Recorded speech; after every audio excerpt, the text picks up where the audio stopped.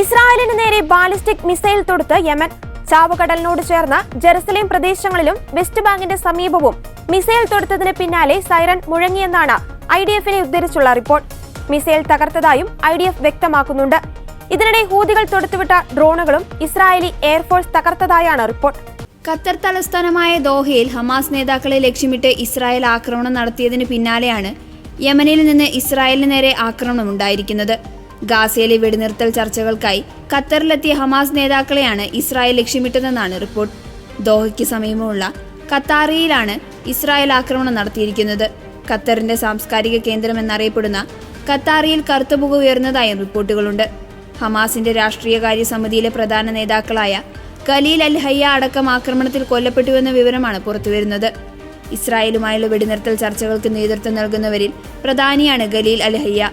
ഇതിനിടെ പ്രധാന നേതാക്കൾ സുരക്ഷിതരാണെന്ന് ഹമാസ് അവകാശപ്പെടുന്നത്. ഇതിനിടെ ഇസ്രായേൽ നടത്തിയ ആക്രമണത്തിനെതിരെ ഖത്തർ രൂക്ഷമായ പ്രതികരണവുമായി രംഗത്ത് വന്നിട്ടുണ്ട്.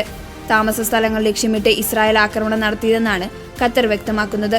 അന്താരാഷ്ട്ര നിയമങ്ങളുടെ നഗ്നമായ ലംഘനമാണ് ഇസ്രായേൽ നടത്തിയിരിക്കുന്നതെന്നും ഖത്തർ കുറ്റപ്പെടുത്തി. ഇസ്രായേലും ഹമാസും തമ്മിലുള്ള വെടിനിർത്തൽ ചർച്ചകൾക്ക് നേതൃത്വം നൽകുന്ന രാജ്യമാണ് ഖത്തർ.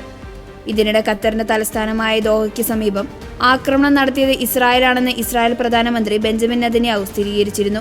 ആക്രമണത്തിന്റെ ഉത്തരവാദിത്തം ഏറ്റെടുക്കുന്നുവെന്ന് ഇസ്രായേൽ പ്രധാനമന്ത്രിയുടെ ഓഫീസ് അറിയിച്ചു. ഇസ്രായേൽ ഒറ്റയ്ക്കാണ് ആക്രമണം നടത്തിയതെന്നും ബെഞ്ചമിൻ നെതന്യാഹുവിന്റെ ഓഫീസ് വ്യക്തമാക്കുന്നുണ്ട്. ഹമാസ് നേതൃത്വത്തിനെതിരെ ഇന്ന് നടന്ന ഓപ്പറേഷൻ പൂർണ്ണമായും ഇസ്രായേൽ നടത്തിയതെന്നാണ് പ്രധാനമന്ത്രിയുടെ ഓഫീസ് പുറത്തിറക്കിയ പ്രസ്താവനയിൽ വ്യക്തമാക്കുന്നത്.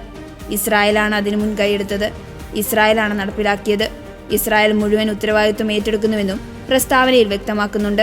ഖത്തറിൽ നടത്തിയ ആക്രമണത്തിന്റെ ഉത്തരവാദിത്വം ഏറ്റെടുത്ത് ഇസ്രായേൽ ഡിഫൻസ് ഫോഴ്സും രംഗത്ത് വന്നിരുന്നു. ദോഹയിലെ ഹമാസ് നേതൃത്വത്തെ ലക്ഷ്യമിട്ടാണ് ആക്രമണം നടത്തിയതെന്നും IDF വ്യക്തമാക്കിയിട്ടുണ്ട്.